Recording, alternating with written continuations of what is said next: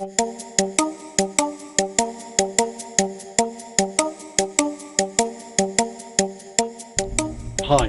I'm Phil Millship. I provide a freelance photographic and video production service through my company Complete Photography at www.completephotography.co.uk. I also teach digital photography through a local college. Most importantly, I enjoy my photography and there's always something to learn, which is great fun. I've more than 30 years experience, mostly going at the sharp end of video and photographic image production, and it's a joy to share the passion with photographers young and old who want to try and take better photographs they can be proud of. I'm convinced that all of us can take stunning photographs regardless of our camera or our perceived skills, so here is one of my top tips to help you on your way. First though, a basic principle. Our cameras, whether film or digital, all work on the principle of the exposure triangle.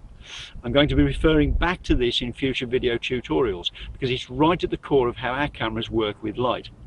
That principle governs how much light, the light which makes the image, gets to our digital sensor or our roll of film if we're using a film camera. It's exactly the same.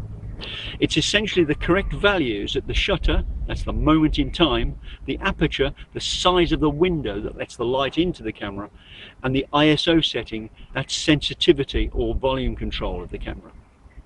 It's those settings that you need to get to work together to get the correct exposure, to get the light levels correct. Not too dark and not too bright. So let's look at ISO.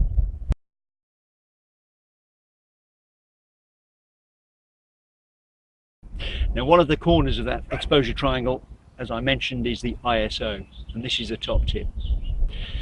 It's often confusing for those new to their digital cameras.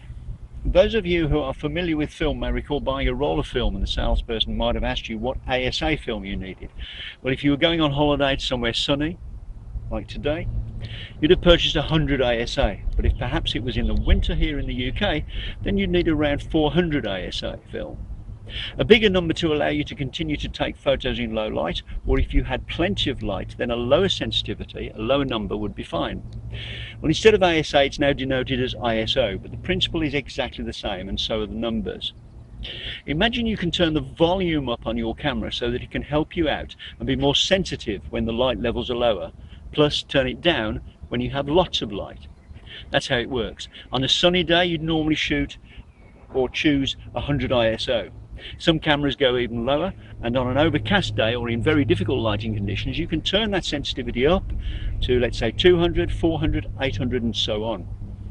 So that's ISO, the sensitivity setting of your camera.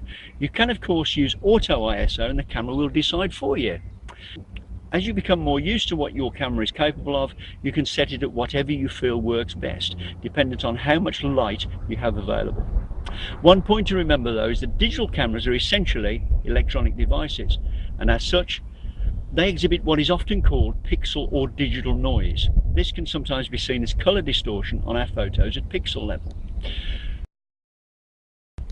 I use the term angry pixels. When they get angry, the picture quality can suffer. Essentially, the higher the ISO setting you use, the more picture noise you may see. Now, don't despair. Modern digital cameras that we can buy now handle this noise very well, and it's hardly an issue. Different cameras do perform slightly differently, and it's not really a problem unless you're producing the finest quality images. Here's an example of picture noise. One at high ISO and one at low ISO.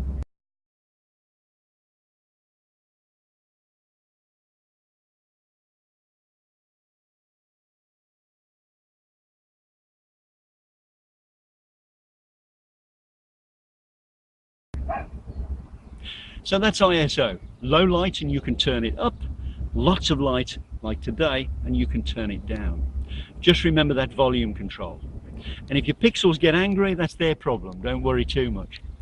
It shouldn't stop you taking great photos and enjoying your photography. If in doubt, set your ISO to auto and let the camera have the headache. It'll usually get it right. There'll be more top tips coming along soon. If you have any questions, drop me an email and I'll do my best to help. For the moment, I'm enjoying my photography, and on a day like today, I'll be using a low ISO. See you soon.